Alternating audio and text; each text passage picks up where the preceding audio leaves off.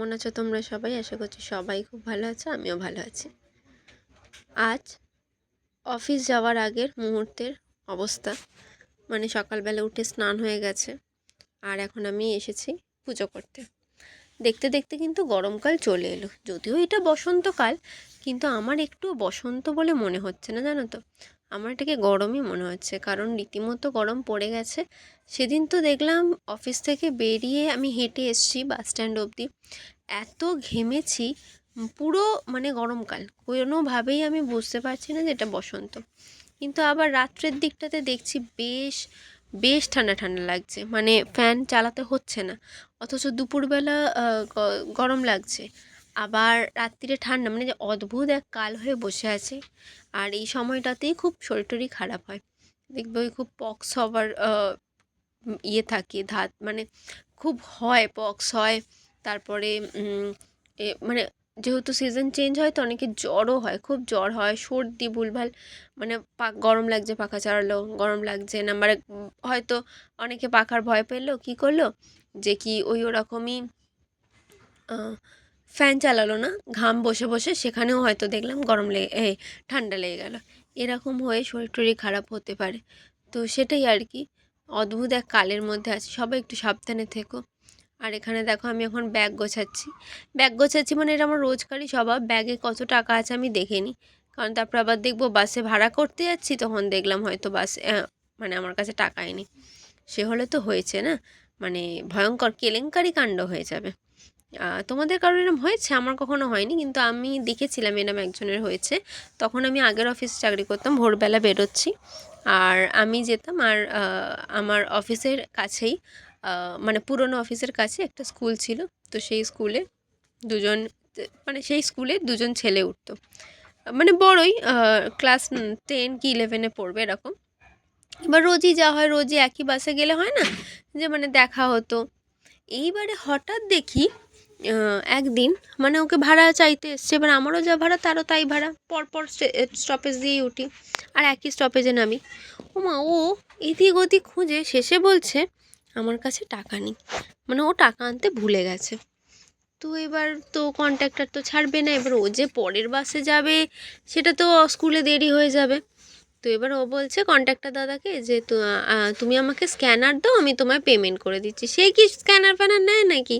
বাসে তো সব হবে না। সে এবার ও কী করবে, তারপরে আমাকে বললো দিদি আমার একটা হেল্প করবে প্লিজ, এরম ব্যাপার। আমি তো দেখতেই পাচ্ছি পাশেই হচ্ছিল, তো এরম ব্যাপার, আমি তোমায় পেমেন্ট করে দেবো। আমি বললাম পেমেন্ট করতে হবে না, আমি আবার ওনাকে আমি কিন্তু আমার কাছে 100 টাকার নোট ছিল, মানে আমার 20 টাকার নোটটা আমি দিয়ে দিয়েছি আমার টিকিট। যদি আমি আগে জানতাম তাহলে আমি 100 টাকাটাই দুজনের জন্য করে নিতাম। তো ঠিক আছে, আমি তারপরে বললাম যে তোমায় কিছু পেমেন্ট করতে হবে না, বলে আমি দিয়ে দিলাম। ওমা পরের দিন উঠেছে, উঠে বলছে দিদি আমার এই টাকাটা। বললাম না, তোমায় কিচ্ছু দিতে হবে না, তুমি কিন্তু রোজ এরমভাবে মানে কখনো এরম ভুলে যাবে না, সব সময় বাসে ওঠার আগে চেক করে নেবে। যদি আজ বাসে তুমি একা থাকতে, তখন বলছে হ্যাঁ আমি না রোজই নিই আর আমি ভুলে গেছি। তারপরে আর ওই তখন তারপরে তো আমি পিজিতে শিফট করে গেলাম, তো সেই জন্য আর মানে হয়নি, দেখা হতো না। তো ওর সাথে ওরকম একবার হয়েছিল, আরও একবার হয়েছিল আরেকজনের সাথে, তখন আমি আর উপাসনা ছিলাম, আমার মনে হচ্ছে হাজরা থেকে ফিরছি, তার ওরকম পার্সে অফিসে ফেলেই চলে এসেছে, মানে আমাদের সামনে আমাকে বললো যে আমাকে একটু দেবে, আমি জিপে, আমি বললাম না জিপে করার দরকার নেই, 10-12 টাকা আমি এক্ষুনি দিয়ে দিচ্ছি। সে কিছুতেই দিতে দেবে না, না না, আমি বললাম কিচ্ছু হবে না, আপনি তো ইচ্ছা করে করছেন না। তারপর আমি তার ভাড়াটা দিয়ে দিয়েছিলাম। তারপরে উনি আবার, এবার উনিও টেনশন পড়ে গেছেন, অফিসে ফোন করছে, অফিসে কেউ ফোনও ধরছে না। তারপর অনেকক্ষণ বাদে অফিস থেকে ফোন এলো এবং সেই দিদির পার্স অফিসেই ছিল। তো এরকম হয়েই যায় অনেক সময়, যেন এটা আমার একটা মানে ভয়, যদি আমি বাসে উঠে দেখি যে টাকা নেই তখন। এবার কি হয়, যেতে যেতে আমার বন্ধুরাও যায় একই বাসে, হয়তো আমি যদি এরম কখনো হয় যে আমি পার্স নিতে ভুলে গেলাম, নাহলে আমি দিয়ে দিতে পারবো, কিন্তু আমি একদমই ওটা পছন্দ করি না। আমার মনে হয় যে না, এরমভাবে করা উচিত না। আর এইটা না শিবরাত্রির আগের দিন ছিল, আগের দিনের নাম কিছু একটা সোমবারের। তো আমি দেখো এখানে একটা ছোটো গঙ্গা জলের জায়গা নিয়ে যাচ্ছি, এটা আসলে রামদার। রামদা মানে আমরা এত মহাকুম্ভ যাচ্ছে তো সবাই, তো আমি খুব রামদাকে মানে হয় না যে লেকপুল করা, যে রামদা আপনি এত মহাদেবের ভক্ত, আপনি গিয়ে মহাকুম্ভে স্নান করলেন না। তো রামদা এমনি হাসাহাসি করতো। তো সেই দিনকে আমাকে হঠাৎ করেই রামদা বলছে যে তোমার বাড়ির সামনে তো গঙ্গা, তুমি একটু আমার জন্য গঙ্গার জল এনে দেবে, তাহলে আমি মহাদেবকে গঙ্গার জলে এবারে শিবরাত্রিতে স্নান করাবো। তো আমি এমনি আর কি করে বলেছে, তো আমি বলছি হ্যাঁ ঠিক আছে। তখন বলছে না না না মানতে হবে না। কিন্তু তারপর আমার মা শুনে বলছে না, মহাদেবের নাম, মহাদেবেরকে স্নান করাবে রামদা গঙ্গা জলে, আর আমি করবো না, এনে দেবো না। তারপরে বাবা এনে দিয়েছিল। তো সেটাই সেদিনকে নিয়ে গেছিলাম যে আমি দিয়ে দিই রামদাকে। আর এখন এই দেখো একটু তাড়াতাড়ি সেদিন অফিস থেকে ফিরেছিলাম, তার কারণ হচ্ছে যে অফিসে কারেন্ট অফ ছিল, আগে থেকেই বলা ছিল অফিসে কারেন্ট অফ থাকবে, তো সেই জন্য তাড়াতাড়ি একটু অফিস থেকে ফিরেছিলাম, কাজ হয়নি। আর এখানে আমি না হ্যান্ড গ্লাভস অর্ডার দিয়েছিলাম। আসলে এই রোদ্দুরে এত ভয়ঙ্কর এই রোদ্দুরগুলো হয়, মানে পুরো হাত ফাত পুরো পুড়ে যায়। এখনও আমার গত বছরে হাত পুড়ে গেছে, মানে ঘড়ি যে জায়গাটা ঘড়ি পরে পরে অদ্ভুত দু রকমের রং হয়ে গেছে এবং খুব বাজে দেখতে লাগে। তো সেই জন্য এবার আমি অর্ডার তো করেছি, জানি না কতটা পড়বো। 4টে অর্ডার করেছিলাম, মানে সেট ছিল দুটো দুটো করে, একটা লাল একটা কালো। আর আমার দেখে সংহিতা দিদি বলে সংহিতা দিদির জন্য একটা অর্ডার করে দিত, তো সেই জন্য একসাথেই 4টে এসে গেছে, দুটো দুটো করে 4টে। তো দেখো আমার মা বললো আমি আগে খুলি, তাই আমি বললাম যে তুমি পড়ো না, তুমি পড়লে কিন্তু আমার হাতে বড় হয়ে যাবে। তা আমার মা পড়েনি, আমার মা খুলে দেখছিল যে কেমন জিনিসটা আসবে। সে ভেবেছিল অনেক রংচঙে হয়তো কিছু বেরোবে, কিন্তু এত সাদামাটা দেখে তার মনে খুবই দুঃখ এসছে যে এটি কী জিনিস, কিছুই না। আসলে আমিও এখনও মানে কিনে তো ফেলেছি, কিন্তু কিনে ফেলার পরে ভয়ও লাগছে, কারণ হচ্ছে না এটা একটা গেঞ্জির কাপড়ে, গেঞ্জি না কী কাপড় সেটাও বুঝতে পারছি না। এইবারে আমার ভয় এটাই লাগছে যে আমি পরবো, তারপরে ধরো ঘাম বসে যদি হাতে র্যাশ বেরিয়ে যায়, এটাও ভয় লাগছে, কিন্তু কিনে তো ফেলেছি। আর আমি ভাবলাম ঠিক আছে চলো একটু দেখি।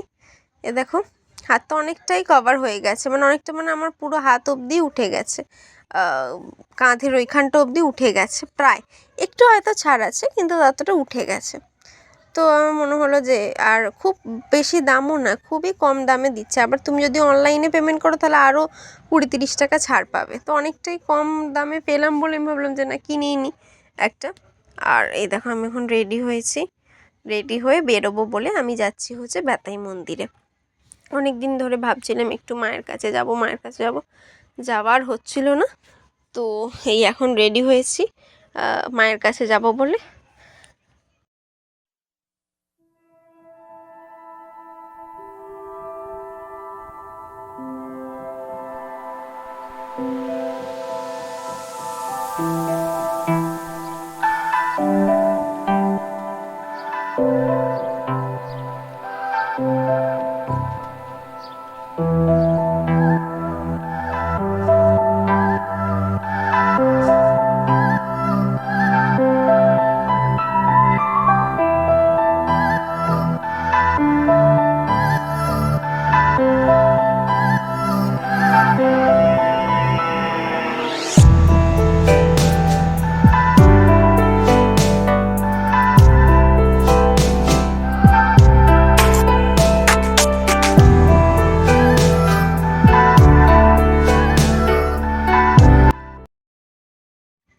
এই দেখো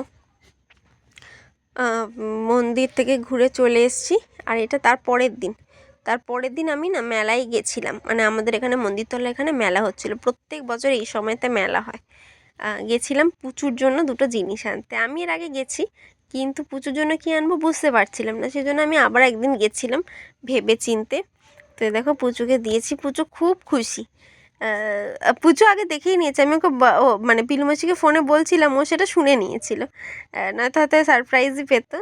অবশ্য যদি আমি তার আগে 2 দিন আগে জিজ্ঞেসও করেছি যে পুচু আমি এইটা কিনবো না ওইটা কিনবো না সেইটা কিনবো, তো তার মধ্যে একটাই জানিয়েছিল, আমি ওর জন্য দুটো এনেছি। আমি একটা এনেছি হচ্ছে শার্পনার এনেছি, বার্গারের মতো দেখতে শার্পনার, আর দুটো ক্লিপ। পুচুর মাথার চুলগুলো সামনে বেশ লক্সের মতো পড়ে, খুব ভাল লাগে আমার দেখতে, তো সেই জন্য ওকে ওটা পিলুমাছি কী করে ওকে একটা ক্লিপ দিয়ে আটকে রাখে। তো সেই জন্য আমি একটু অন্য রকমের ক্লিপ এনেছি। আমার মনে হলো ক্লিপের থেকে ওই বার্গার শার্পনারটাকেই বেশি ওটা দেখেই মজা পেয়েছি, মানে ওটার খুব পছন্দ হয়েছে।